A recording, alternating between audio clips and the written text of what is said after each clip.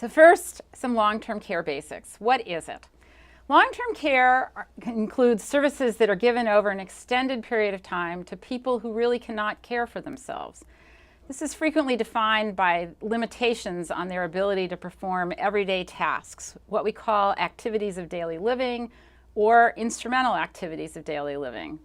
And depending upon the number of these activities that a person has trouble performing, then we talk about them as needing different levels of care. So what is an activity of daily living? It is a basic task that we do in taking care of ourselves, such as getting dressed, bathing, eating, going into the bathroom and using the bathroom, getting in or out of bed, or getting in or out of a chair, and walking. An instrumental activity of daily living is slightly different. It has to do with what we think of as daily tasks that we would perform either on a daily basis or on a weekly basis, such as going to the grocery store, paying bills and other financial matters, preparing meals, being able to use a telephone or perhaps now a computer. The types of services that are involved in long-term care cover really a very large range of services. So just to give you some ideas of this, or examples of this, they run from personal care things like help in getting dressed. Can you tie a shoe, or do you need a shoe that has some kind of other device that makes it like a buckle that makes it easy? Lots of people need help with eating, perhaps having meat cut up into smaller pieces, or in fact having somebody hold the spoon for them. It also involves personal care like taking a shower or bathing because it's dangerous for them to be in a bathtub by themselves. It goes from things like social services, where here what we're talking about involves a certain amount of socializing, so group meals, having groups that do hobbies like knitting or woodworking together, classes, perhaps learning more about how to use a computer, and then things like assistance with housekeeping, where the whole idea of having a housekeeper there is also to have conversations with a person who needs this kind of help. A third type of service that is involved in long-term care involves room and board, things that involve nursing homes or group homes where what we're paying for is the actual building that the person lives in and probably some amount of food if they are taking a meal plan. A fourth item deals with transportation. Here the idea is that a person may not be able to drive a car anymore by him or herself, or may have difficulty getting onto a bus. So they need help with transportation for shopping, for going to the doctor, or for social events such as these social service classes that we just talked about. Another set of services involves what we really think of as medical care or rehabilitative care. So here it can range from a very easy kind of thing like handing somebody medications at a particular hour when they need to take a pill, to more complex things like changing a catheter bag, or physical therapy, occupational therapy, or speech therapy. All of these are examples of the types of services that we talk about as long-term care services. So how is long-term care different from acute care? There are a number of ways. First is that there is a very low rate of private insurance coverage for long-term care. In 2010, somewhere between 7 and 9 million people had private long-term care insurance policies. That's not very many. It's something like 10% of all the people who are 55 and older. As a result, informal care or unpaid care delivered by friends and family is really extremely common in terms of how people get long-term care services, and it's not the case with getting acute care, where we obviously go to a physician more often. There are many unlicensed caregivers of long-term care. This is in direct comparison with acute care medical providers who generally have rigorous training that goes on. For example, if you're a specialty physician, you'll have 4 years of medical school, you'll have somewhere between 4 and 7 years of specialty training, and then you have to be board certified, or if you're a nurse, you have to go through licensing exams.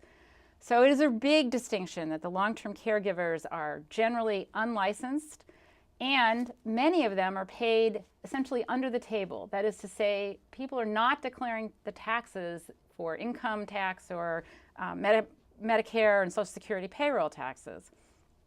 Another big difference between long-term care and acute care is that the bulk of long-term care services involve what we think of as hands-on care. That is, we have people who are helping with things like bathing, preparing meals, driving them somewhere, and this again is in direct comparison with acute care services, which often involve very high-tech diagnostic tests or surgery where computerized robots are involved. Long-term care is also different from acute care in terms of the relative importance of what we think of as compensatory goals rather than therapeutic goals. So what do I mean by compensatory goals? The idea here is that long-term care is intended to maintain a person's ability to do things and to slow the rate of a decline in their ability to do those things. It is not the goal to return the person to the level of capabilities he or she had, say, at age 40, which of course is a dream that many of us have when we are getting long-term care.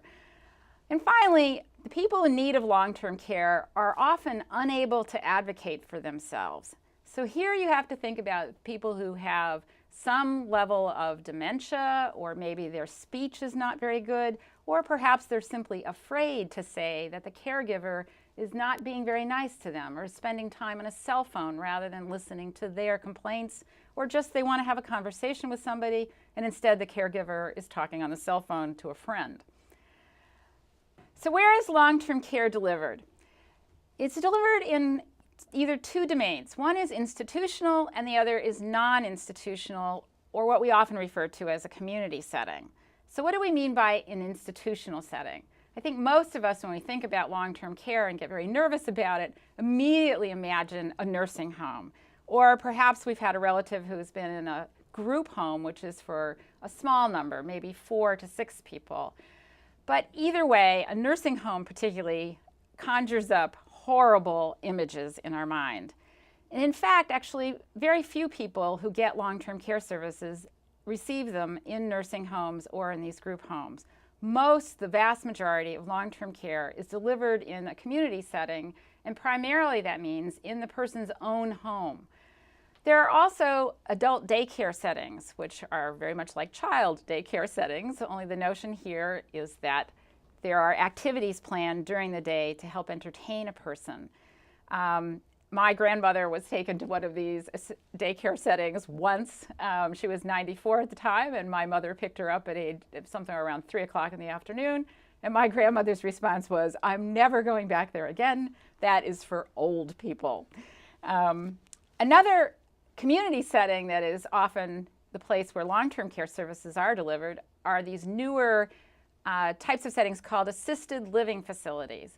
These look very much like nice apartment buildings, and they are primarily now for higher income people. So people who are high middle class income or very rich people may decide to invest in an assisted living facility where essentially they are buying an apartment that they can live in, do whatever they want, be independent until they start needing services, at which point the assisted living facility, through this contract that they've bought into, can start delivering services. Maybe it's more meals, maybe it's some help with remembering when pills or other medications need to be taken. And then if the person really needs more of a nursing home type of facility, these assisted living facilities, many of them, but not all, have the capability of having a nursing home on site where essentially the person will move from their apartment into the nursing home section of the assisted living facility. Okay. So now that we know what long-term care is, in this very large number of types of services, and where it's delivered, the next question, of course, is who needs long-term care and how are we financing that? So that's what we're going to turn to next in the next 2 sections.